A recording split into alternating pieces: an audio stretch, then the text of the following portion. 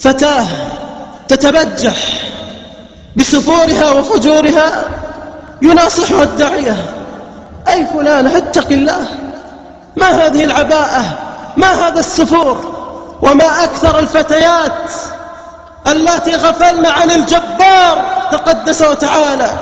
والله لو علموا من هو الجبار ما لبست فتاة عباءة مخصرة ولا لبست عباءة على الكتف، إلا أن هذه زاد تبجحها، تبرأ لسانها لما نصح الداعية. تدرون ماذا قالت؟ قالت كلمة تهتز لها الجبال والقلوب، قالت: اتصل على ربك ليرسل إلي ملك الموت إن كنت صادقا، اتصل عليه.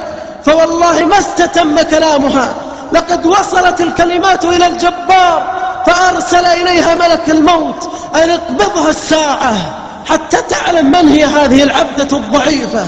فماتت في الحال وسقطت لتقابل الجبار. أأنت التي قلت اتصل على الله ليرسل ملك الموت؟ ويحذركم الله نفسه وإلى الله المصير.